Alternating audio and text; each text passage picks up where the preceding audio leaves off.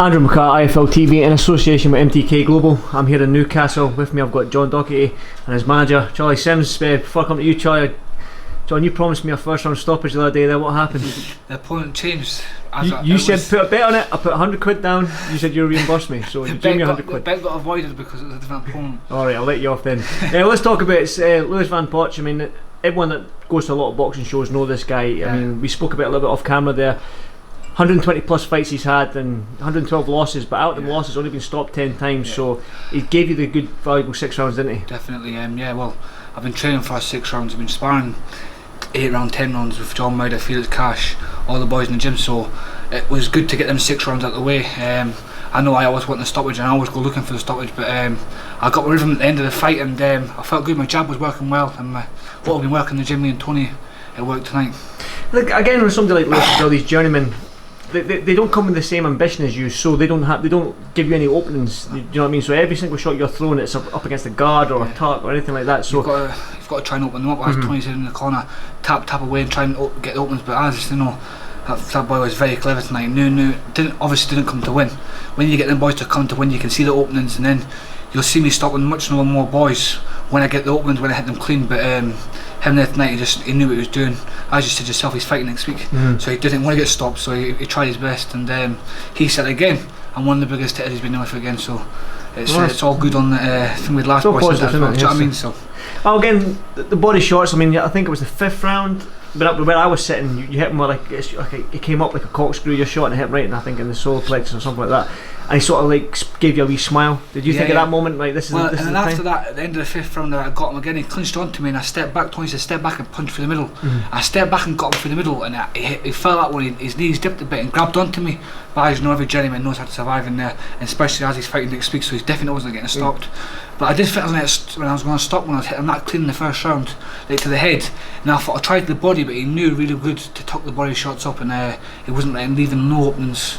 But as I said, me and Tony was working on the gym with a jab, stepping off to the side and coming around the sides, and I was doing that tonight, so yeah, I'm happy with my performance. It was a good performance. Charlie, how do you assess the performance tonight? Good performance, high pace. Firstly, I want to say thank you to Lewis Van Poch for stepping in. He was a late replacement for Ryan Aston, who would have been a good opponent for John Dock tonight, but Matthew and Paul really worked especially hard to get somebody on a late replacement, and Lewis stepped in, so big thanks to him. He is fighting next week, so did what he had to do to survive, but it's all good experience for John Dock. Got 6 rounds under his belt tonight. I think people are just getting too used to you knocking people out now, aren't they? Yeah. Sometimes it's valuable to get you 6 rounds. It's exactly with me. Everyone's asking me, how do you think the fight's going to go? I'll tell them I'm going to stop him. But listen, as Charles said, it's as I've been stopping everyone thinks I'm going to the stoppage. But I do go looking for the stoppage, don't get me wrong. If I do an 8 round or a 10 round, I will be going looking for it. But it's listening to Tony and doing the correct work in the gym and doing it in the fight. Is he done with these type of opponents? So? Yeah, well, he's done with these kind of opponents. Obviously, it was a late replacement, so he had to take something. But I think the step up in Ryan Aston would have been great for him. He had a good record, 25-5. I think those are the kind of level fighters that he should be stepping in now. Someone who's going to bring it to him a little bit, find those openings, and I think the better calibre opponent that we'll get, the better John Dock will see. So definitely, we went through. It was like 5 opponents pulled out in that fight, that whole camp. So we're training for a southpaw 1 minute and then orthodox. So it doesn't really matter when I'm in there, but it was 5 or 6 opponents that pulled out for that fight, and then obviously, as Charles said, thanks to Paul Reddy for getting that opponent, because that was a late opponent. The opponent pulled out yesterday at the weigh-in, do you know what I mean? So I don't know how they managed to get him, but obviously that boy was fighting 2 weeks ago, so he's fighting fit, do you know what I mean? So and he's had a busy year. Definitely. I think we've had 4 or 5 fights this year, so he's been extremely busy. Not only fighting, but also in the gym with Tony Sims as well. We've been doing a lot of work together. Is that him? Is he going to get out? Are you going to get out again this year, or is that I think you need a good break after this one. I've been in the gym, I learned my craft in the gym at this time of level, so I've been sparring with the boys and that there, and Tony's been having in the gym all the time, so I think a good break will 3 or 4 weeks off will serve me well.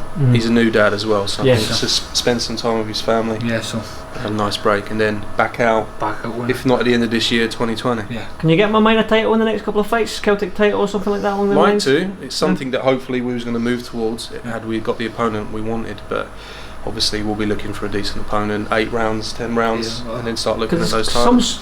Obviously, Paulie McCrory over in Ireland, and Tommy Philbin in Scotland, both super middleweights for the Celtic title. It's probably a good fight at this stage in your career. Whatever, I'll fight anyone.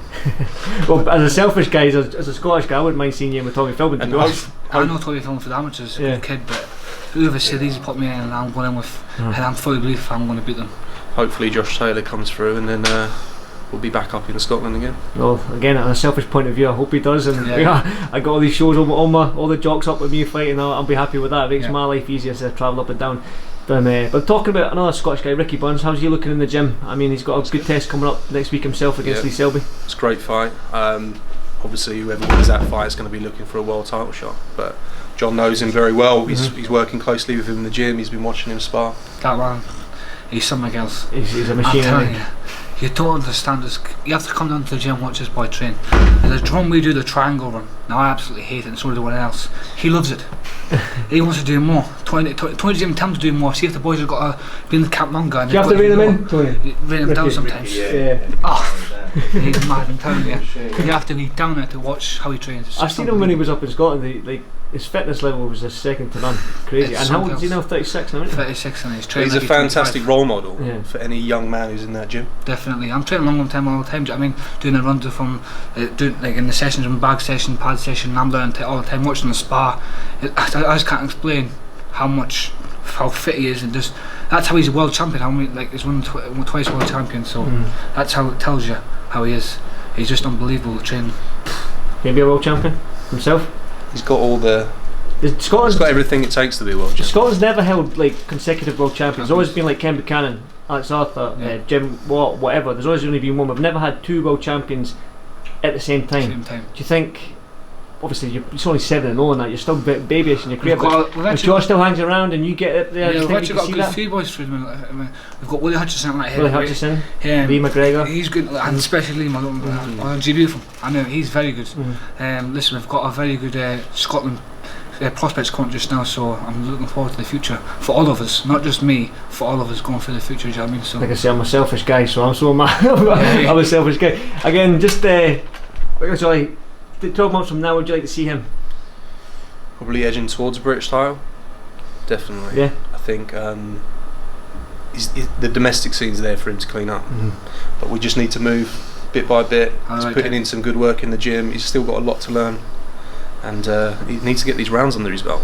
So and those 6 rounds were good for him tonight. Yeah. We'll be moving into an 8, 10s, looking at those international titles, and hopefully looking at a British title. Can you not get any of that DAZN money over in the States? What's happening with that? You're not going to get over there. I hope so. He's also helping out John Ryder as well. Yeah. As he's. Because you are quite a big super middleweight yourself, so you're probably perfect spawn. Yeah, and obviously thanks for John Ryder for helping me for this camp as well. He's been obviously I was supposed to fight a southpaw that McDonough. Yeah. He was southpaw, so he helped me out for that camp, and he's looking very good himself. And he's still got about 6 or 5 weeks to go, and he's fighting fit just now. Never mind in 5 or 6 times. Jim seems to be buzzing, flying at the moment. We've got a really busy end to the year as well, so. Well, I'll probably catch up with you and John in the next couple of weeks. Yeah. I just want to say one thing as well. Yes, thanks to Dan Lawrence, the man right there. If it wasn't for him, I feel super strong. Even when I was amateur, I was never this strength. With him, he took me up levels.